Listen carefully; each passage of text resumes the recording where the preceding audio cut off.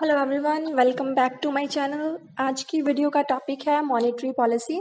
So without wasting the time हम start करते हैं हमारे कॉन्सेप्ट से। Monetary policy is the policy of the central bank. ऐसा क्यों कहा गया है? हर सेंट्रल बैंक होता है। जैसे इंडिया, हमारी कंट्री का सेंट्रल बैंक है reserve bank of India, RBI। तो सेंट्रल बैंक की बहुत सारी रिस्पॉन्सिबिलिटीज़ होती हैं इकॉनमी को चलाने के लिए। उन्हीं में से सबसे इम्पॉर्टेंट रिस्पॉन्सिबिलिटी होती है सभी सेंट्रल बैंक की, to control the supply of money, right.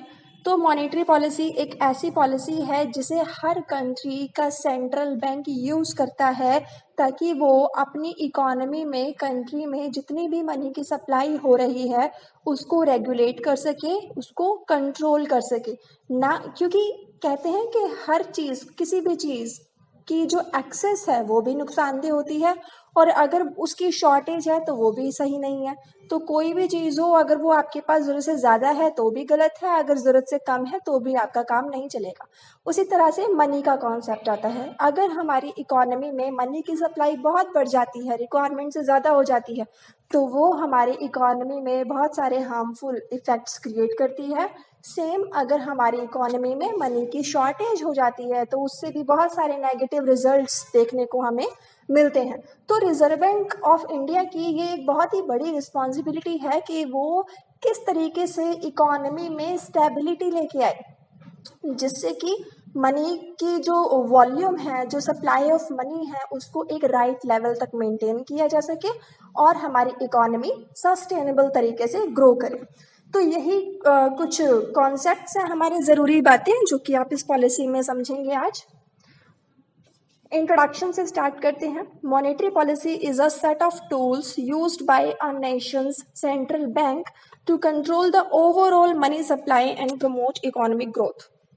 So monetary policy में हमारे पास बहुत सारे सेट्स टूल्स होते हैं, टूल्स एंड टेक्निक्स होती हैं जिसका इस्तेमाल सेंट्रल बैंक करता है ताकि वो इकोनॉमी में मनी की सप्लाई को कंट्रोल कर सके।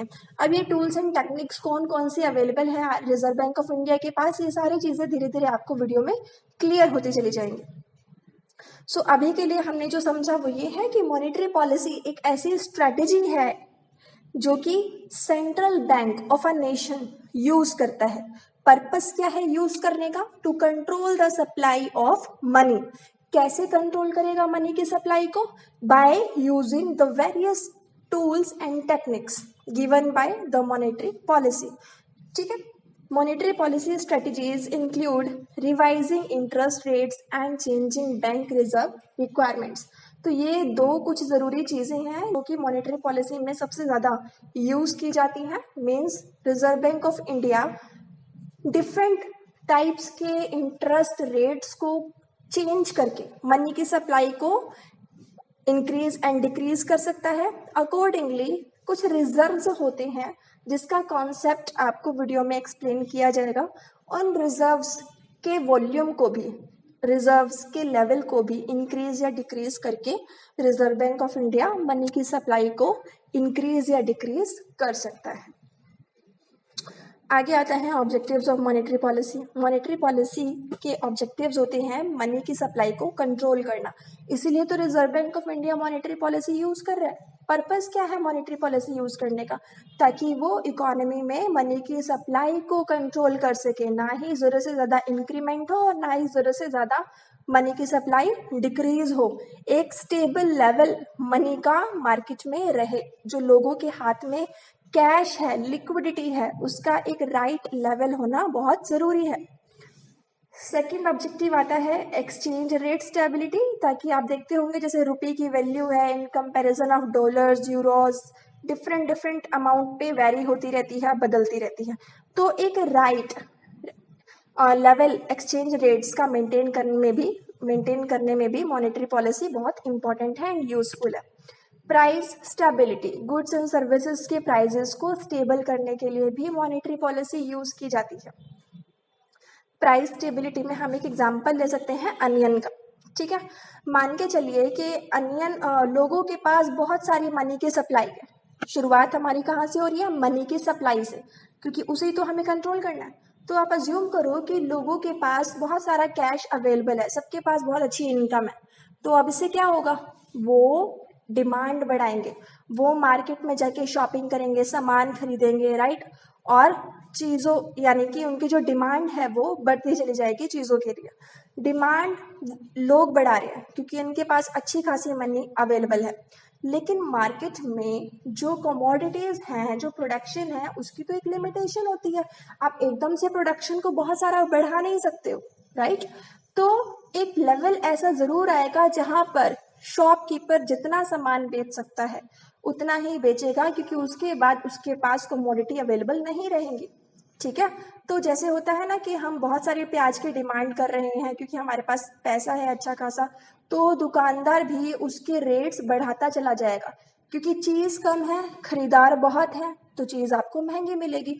लेकिन अगर चीज़ आपके पास बहुत सारी है, लेकिन आपके पास जो खरीदार है वो कम है, खरीदार कम क्यों है, क्योंकि लोगों के पास खरीदने के लिए पैसे ही नहीं है। तो कुछ जो हमारे रिच पीपल होते हैं, अमीर लोग होते हैं, वही उन चीज़ों को अफोर्ड कर सकते हैं, राइट। अब दुकानदार के पास बेचने के लिए चीज़ बहुत सारी है, लेकिन खरीदने वाले हैं नहीं, क्यों, क्योंकि उनके पास मनी नहीं है, लिक्विडिटी नहीं है। तो इस वजह से लोग डिमांड कम करेंगे। अब लोग डिमांड कम करेंगे तो दुकानदार क्या करेगा, अपने सामान को बेचने के लिए वो उसके प्राइस डिक्रीज करेगा, है ना। तो यहाँ पर हमें इस एग्जाम्पल से ये समझ आता है कि किस तरह से लोगों के पास जो मनी अवेलेबल है वो डायरेक्टली रिलेटेड है कमोडिटी के प्राइस से। अगर लोगों के पास पैसा बहुत सारा है तो कमोडिटीज के प्राइस भी बढ़ेंगे। Increase in the level of money will lead to the increase in price, will lead to inflation situations in the economy. लेकिन अगर लोगों के पास मनी अवेलेबल नहीं है, उनके पास कम पैसा है, तो वो डिमांड नहीं करेंगे, तो दुकानदार सामान बेचने के लिए प्राइस को डिक्रीज करेगा। Means decrease in the value और decrease in the volume, decrease in the supply of money will result in decrease in the price level in the economy। तो जो हमारा सेंट्रल बैंक है, रिजर्व बैंक ऑफ इंडिया, वो interest rates and reserves में modifications करके price को stable करने की कोशिश करता है, क्योंकि रिजर्व बैंक ऑफ इंडिया का पर्पस यही होगा कि अगर मार्केट में कमोडिटी के प्राइस बढ़ रहे हैं तो आरबीआई को क्लियरली पता है कि क्यों प्राइस बढ़ा। प्राइस इसलिए बढ़ा क्योंकि लोग आसानी से खरीद पा रहे हैं। लोग क्यों खरीद पा रहे हैं आसानी से, क्योंकि उनके पास पैसा है, बहुत पैसा है। तो रिजर्व बैंक ऑफ इंडिया को क्या करना चाहिए, उनको लोगों के पास से पैसा ले लेना चाहिए, मनी की सप्लाई को डिक्रीज करना चाहिए। अब आरबीआई ऐसा कैसे करेगा, वो करेगा ऐसा इंटरेस्ट रेट्स बढ़ा के। अब अगर इंटरेस्ट रेट्स बढ़ा दिए गए तो लोगों को लोन आसानी से नहीं मिल पाएंगे, वो बोरोविंग्स सस्ते रेट पे, चीप रेट ऑफ इंटरेस्ट पे नहीं कर पाएंगे, फंड्स नहीं मिलेंगे, तो उनके पास पैसा कम होगा, पैसा कम होगा तो वो डिमांड कम करेंगे, डिमांड कम करेंगे तो अपने आप कमोडिटी के प्राइस नीचे आ जाएंगे, डिक्रीज हो जाएंगे, ठीक है। तो वाइस वर्सा होता है, इस तरीके से प्राइस स्टेबिलिटी की जाती है। नेक्स्ट ऑब्जेक्टिव आता है इक्वल डिस्ट्रीब्यूशन इनकम को इक्वली डिस्ट्रीब्यूट करने के लिए, ताकि पॉवर्टी, रिच एंड पुअर के बीच में गैप को डिक्रीज किया जाए, इनकम गैप जो है उसको कंट्रोल किया जा सके। नेक्स्ट ऑब्जेक्टिव होता है मॉनेटरी पॉलिसी का इंक्रीज एम्प्लॉयमेंट, मार्केट में एम्प्लॉयमेंट अपॉर्चुनिटीज़ को इंक्रीज करना बाय एनकरेजिंग इन्वेस्टमेंट्स। और इन्वेस्टमेंट्स को कैसे आरबीआई एनकरेज कर सकता है, इंटरेस्ट रेट डिक्रीज करके। इंटरेस्ट रेट्स अगर डिक्रीज किया तो बिजनेसमैन इजिली लोन बोरो कर पाएंगे, उनको चीप रेट ऑफ इंटरेस्ट पे इंटरेस्ट मिलेगा, वो अपना बिजनेस एक्सपेंड करेंगे, बिजनेस एक्सपेंड होगा तो एम्प्लॉयमेंट अपॉर्चुनिटीज भी मार्केट में इंक्रीज होगी। तो कैसे इंक्रीज हुई एम्प्लॉयमेंट अपॉर्चुनिटीज, इंटरेस्ट रेट्स को चेंज करके, डिक्रीज करके, ठीक है, इस तरीके से भी ये किया जा सकता है। Next is economic growth. अब इंडस्ट्रीज ग्रो करेंगी, एम्प्लॉयमेंट्स ग्रो करेंगे, तो फिर ओवरऑल जीडीपी, इकोनॉमी भी ग्रो करेगी। मॉनेटरी पॉलिसी के बेसिकली दो टाइप्स होते हैं, एक होती है हमारी कॉन्ट्रैक्शनरी मॉनेटरी पॉलिसी। कॉन्ट्रैक्शनरी का मतलब होता है कंट्रोल करना, डिक्रीज करना, मनी की सप्लाई को। सेकेंड होती है हमारी एक्सपेंशनरी मॉनेटरी पॉलिसी, एक्सपेंशन यानी इंक्रीज करना, मनी की सप्लाई को बढ़ाना। तो मॉनेटरी पॉलिसी के दो ही पर्पज होते हैं। फर्स्ट, या तो आप मनी की सप्लाई को डिक्रीज कर सकते हो, कॉन्ट्रैक्शनरी पॉलिसी अडॉप्ट कर सकते हो, या फिर आप मनी की सप्लाई को इंक्रीज कर सकते हो, एक्सपेंशनरी मॉनेटरी पॉलिसी यूज कर सकते हो। तो ये दो टाइप्स हैं इसके ओवरऑल। नेक्स्ट आता है हमारा instruments, tools of monetary policy. दो तरह के टूल्स हमारे पास अवेलेबल होते हैं मॉनेटरी पॉलिसी में। फर्स्ट आता है क्वांटिटेटिव मेजर्स, सेकंड आता है क्वालिटेटिव मेजर्स। क्वांटिटेटिव मेजर्स को ट्रेडिशनल मेजर्स भी कहते हैं और क्वालिटेटिव मेजर्स को सिलेक्टिव मेजर्स भी कहा जाता है। अब क्वांटिटेटिव टूल्स में हमारे इन्वॉल्व होते हैं बैंक रेट, CRR यानी cash reserve ratio, CRR, SLR, open market operation. Quantitative में आते हैं हमारे marginal requirements, selective credit control, moral suasion. तो ये हमारे दो कैटेगरीज में टूल्स अवेलेबल होते हैं, ठीक है। अब यहाँ पे इनके जो डिटेल्स हैं like bank rate, CRR, SLR और OMO, ओपन मार्केट ऑपरेशन और क्वालिटेटिव टूल्स हमारे, इनकी डिटेल्स हम नेक्स्ट वीडियो लेक्चर में कंप्लीट करेंगे। क्योंकि अभी के लिए यहाँ पे हमने ये देखा कि मॉनेटरी पॉलिसी दो टाइप की है, क्वांटिटेटिव और क्वालिटेटिव। क्वांटिटेटिव में हमने देखे कि कौन कौन से टूल्स यहाँ पे आ रहे हैं। हमने बैंक रेट डिस्कस करना है, CRR डिस्कस करना है, हमने SLR statutory liquidity ratio discuss करना है, हमने OMO open market operation discuss करना है। सेम क्वालिटेटिव टूल्स भी हमने marginal requirement, selective credit control, moral suasion, इन्हें भी हमने डिस्कस करना है।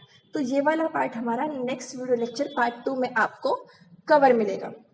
फर्स्ट पार्ट हमारा था मॉनेटरी पॉलिसी के कॉन्सेप्ट के बारे में, मॉनेटरी पॉलिसी के ऑब्जेक्टिव्स क्या है और इसके बेसिक इंट्रोडक्शन के बारे में, ताकि वीडियो मॉनेटरी पॉलिसी में से मिलने वाले जो टूल्स हैं जो सेंट्रल बैंक यूज करता है मनी की सप्लाई को कंट्रोल करने के लिए, उन टूल्स को समझने से पहले ये बहुत जरूरी है कि मॉनेटरी पॉलिसी एक्चुअल में क्या है, क्या काम करती है, और वही चीज इस वीडियो लेक्चर में आपको बताई गई है। So thank you so much, keep practising, have a good day.